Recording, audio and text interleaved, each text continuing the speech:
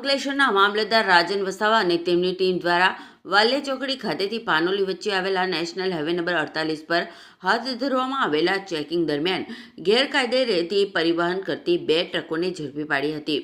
માહિતી મુજબ એક ટ્રક રોયલ્ટી પાસમાં દર્શાવેલ જથ્થા કરતાં વધુ રેતી ઓવરલોડ વહન કરતો હતો, જ્યારે અન્ય એક ટ્રક કોઈ પણ માન્ય રોયલ્ટી પાસ વિના સાદી રેતીનું પરિવહન કરતો હોવાનું બહાર આવ્યું હતું. ચેકિંગ દરમિયાન બંને ટ્રકોને કબજે લઈ સીઝ કરવામાં આવ્યા હતા. મામલતદાર રાજન વસાવા અને તેમની ટીમે ખનીજ ચોરી અને ગેરકાયદે પરિવહન સામે કાયદેસરની કાર્યવાહી હાથ ધરી છે.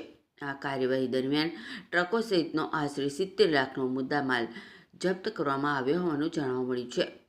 આ અંગે અંકલેશ્વર મામલતદાર રાજન વસાવાએ ટેલિફોનિક વાતચીતમાં જણાવ્યું હતું કે તંત્ર દ્વારા કુલ 15થી વધુ વાહનો ચેક કરવામાં આવ્યા હતા, જેમાં 2 વાહનોમાં ગેરરીતિ ઝડપાઈ હતી.